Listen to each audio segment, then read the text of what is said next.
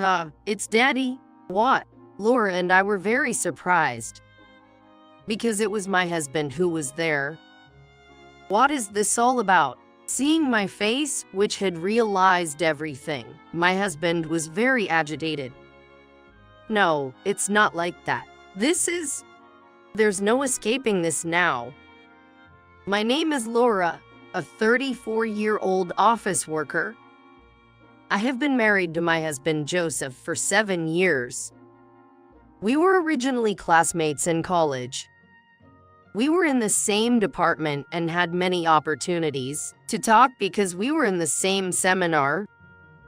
We naturally got closer as we spent a lot of time together as students. In our senior year of college, we started dating. We shared job hunting information and encouraged each other, which drew us closer. As job-seeking students, we couldn't spend much time like lovers at first, but it was still fun. Seeing each other work hard in job hunting was stimulating, and we managed to proceed with job hunting while taking good breaks. Fortunately, we both got jobs at the same time.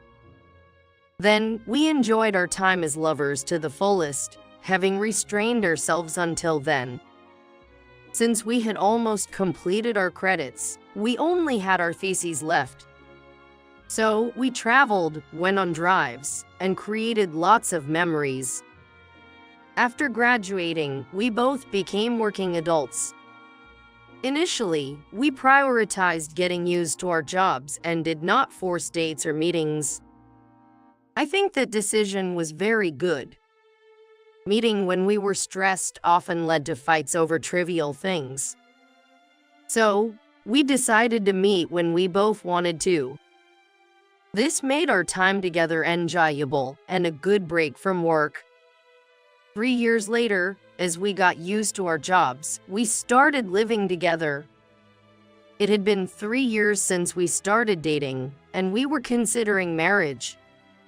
So we decided to live together and try sharing our lives. Our cohabitation went smoothly, and we spent happy times together. Then, 2 years later, he proposed to me. We've been dating for 5 years, and I still love you, Laura.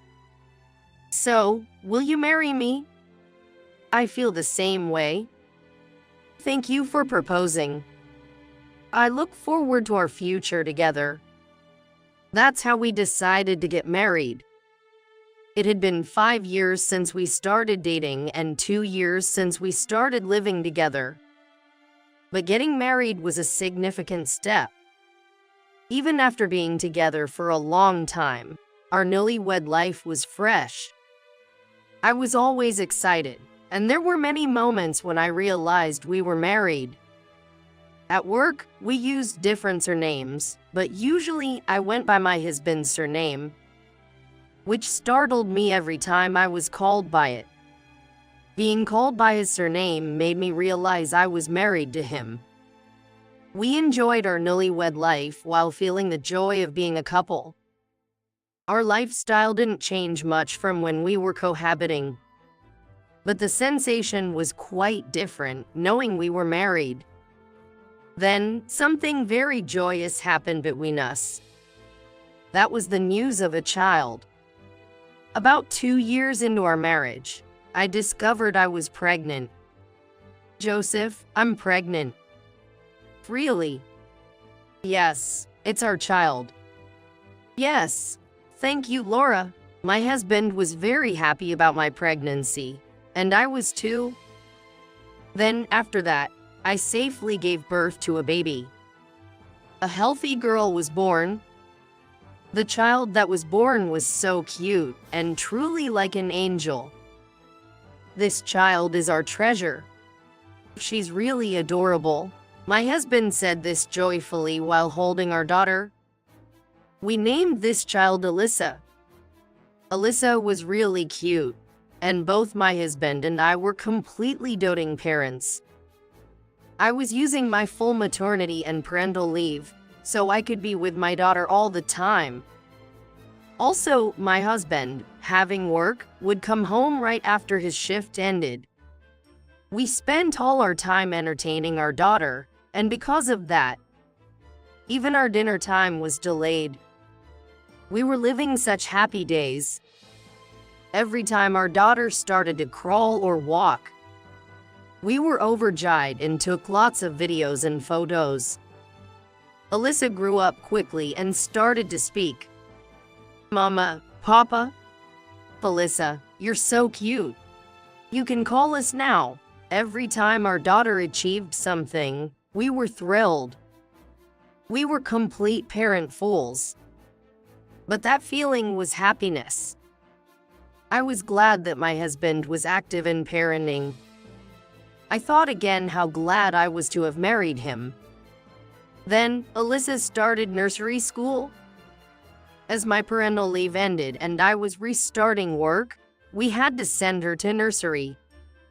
Then, my husband and I decided that whoever finished work earlier would pick her up.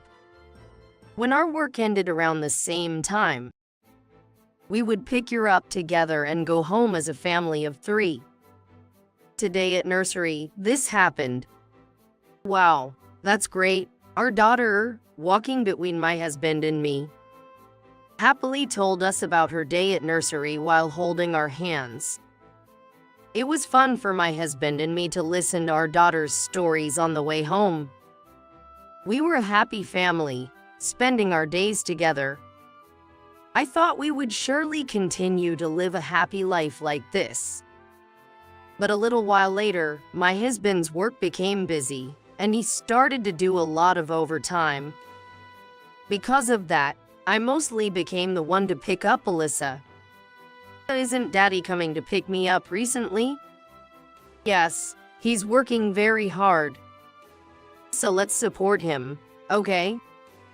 Yes, I'll support Daddy. My daughter was such a good child, writing a supportive letter for her father.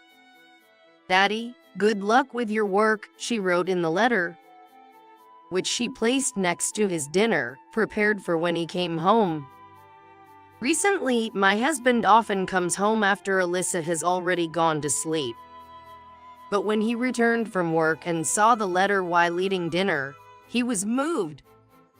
Alyssa, what a kind, good child. I want to hug her right now. No, you can't wake her up now. Haha. Right? Really, she's such a good and cute child. Can I just go see her sleeping face? Make sure not to wake her up with the hallway light. Yeah. My husband said this and happily went to Alyssa's room to secretly watch her sleeping face. I was happy to see how much he truly cherished our daughter. That's why I think it's really unfortunate that my husband is so busy with work and we have so little family time. My husband often has to work on Saturdays too, so we hardly ever get to go out and play. Sorry, Alyssa. Daddy has to work today too? So, will you be back by tonight? Well, I'll try to make it back for dinner.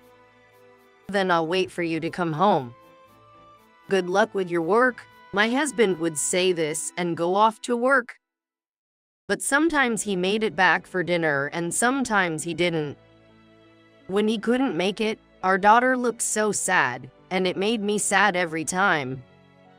But it's work, so it can't be helped. I hope our daughter will come to understand this eventually. As both my husband and I start to take on more responsible roles at our companies, our overtime is likely to increase. I hope she can be patient during those times. Of course, I want to spend lots of time with my family, but I also want her to gradually build up a tolerance to situations like this. When we are together, I want to spend as much time as possible with her. I think my husband feels the same way. But even then, I felt that he was too busy lately. So, I decided to talk to him about it. Hey, aren't you doing too much overtime lately? Can't you delegate some of your work to others and try to come home earlier? No, No, that's impossible. I'm relied upon by the company, and my superiors and juniors are counting on me. I see. But I'm always home on Sundays, and I do spend time with Alyssa then, right? That's true, but Alyssa often feels lonely. I'm sorry about that. Well, I'll try to get my juniors to handle more work. Yeah, please do that. My husband said he would, but in the end, nothing changed. I gradually stopped expecting much from him. Well, it can't be helped since he's busy, and it's not like he doesn't love our daughter.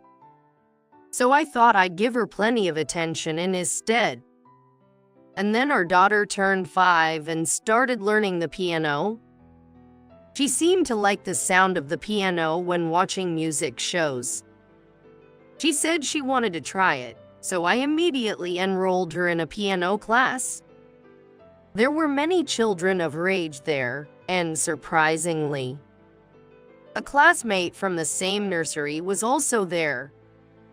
This child was Sarah, who, although in a different class, went to the same nursery as my daughter. I became friends with Sarah's mom, and we shared our parenting struggles and sympathized with each other, enjoying our time while waiting for our daughter's piano lessons to end. My daughter became quite close with Sarah, and I was glad I had her join the piano class. Little did I know what would happen next. From then on, Sarah's mom and I would chat even on days we were picking up our children from nursery when there were no piano lessons. My daughter seemed to visit Sarah in her different class at the nursery. Sarah was a very nice child and kind to my daughter. I was glad she could happily go to nursery, having made a good friend. Amidst all this, one day I received a message from Sarah's mom.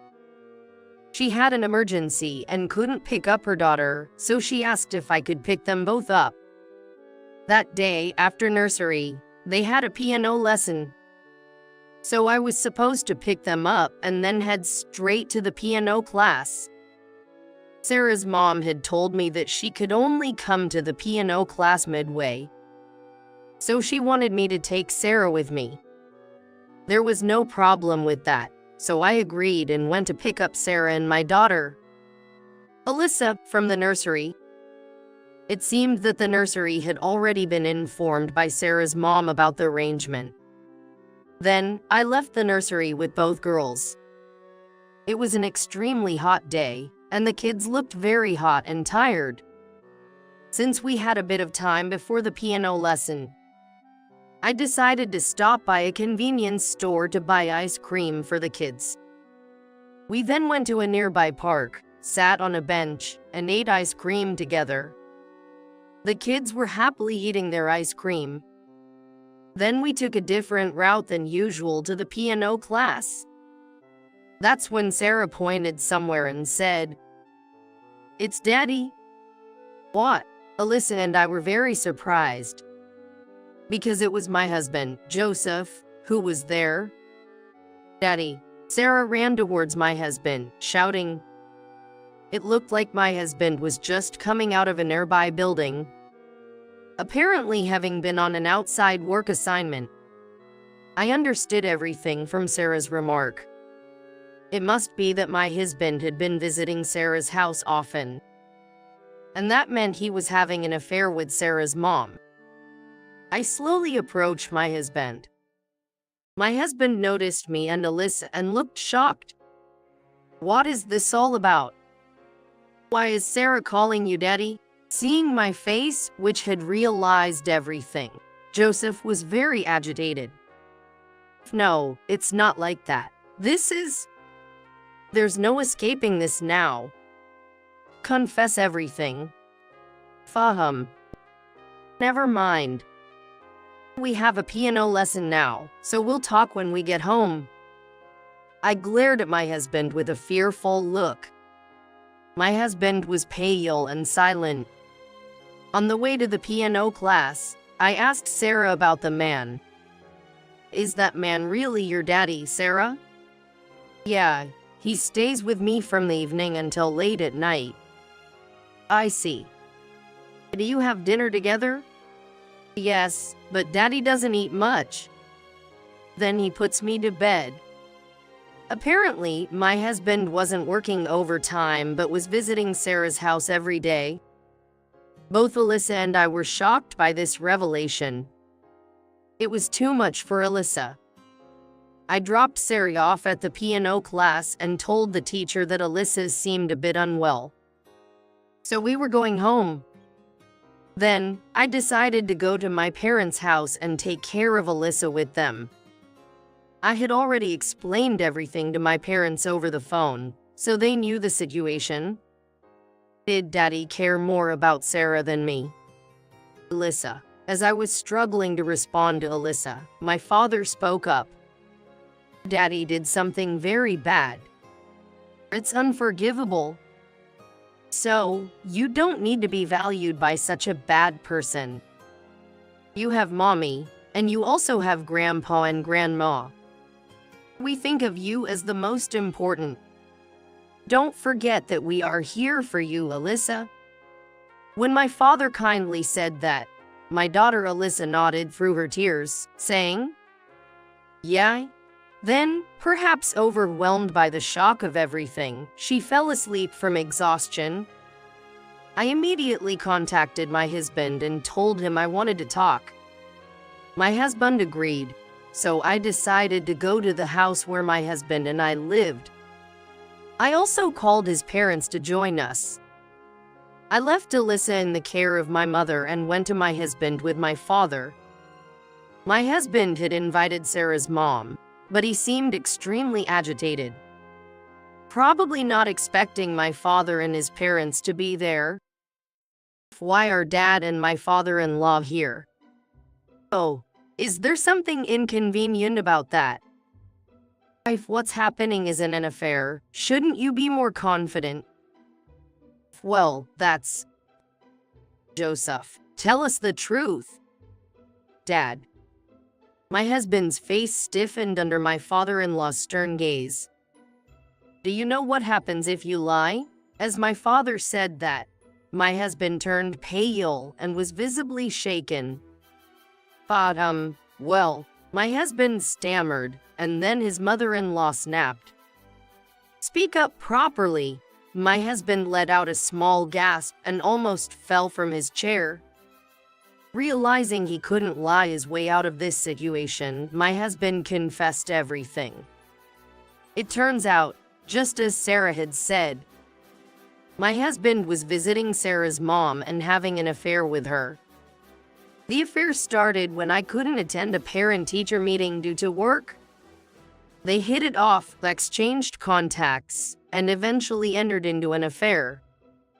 Sarah's mom was a single mother, apparently having had Sarah in a situation where the father was absent due to personal circumstances. She had been managing on her own but became increasingly overwhelmed. Finding comfort in talking with my husband, she eventually entered into a relationship with him. My husband, though knowing it was wrong, couldn't end the affair. He found Sarah cute, loved Alyssa, and couldn't decide what to do. Finally, when he cried and pleaded, not wanting to lose either, my love for him vanished. Do you think that kind of thinking is acceptable? I'm divorcing you, and I will take custody of Alyssa. Whether she sees you in the future is up to her. But, if I'm her father, I have a right to see her. Then you shouldn't have had an affair in the first place. After his mother-in-law yelled at him, my husband finally fell off the chair. As he sat on the floor looking hurt, I coldly told him, "You betrayed me and Alyssa. Now you'll receive the punishment you deserve." My husband, pale-faced, hung his head in defeat. Later, through a lawyer, I divorced him and sued both him and Sarah's mom for property division. Of course, I also demanded child support from my husband. My ex-husband, unable to pay property division and child support, couldn't continue living with Sarah's mom. Given his salary, it was impossible for him to repay debts and support another child. Sarah's mom eventually left him, taking Sarah back to her parents' house. Consequently, Sarah changed nurseries, and I no longer encountered them when picking up Alyssa, which was a relief. As for my ex-husband, he was abandoned by both his mistress and me, and cut off by his parents. Now, he lives a lonely life, paying off his debts. Meanwhile, Alyssa and I started living together, just the two of us. Alyssa seems to have no lingering attachment to my ex-husband, and never mentions Daddy anymore. She doesn't want to meet him, so my ex-husband has lost the chance to see her again. I'm relieved to see Alyssa still enjoying nursery, as I was worried about her emotional well-being after all this. As a single mother, I'm determined to prioritize Alyssa while working hard at both my job and parenting.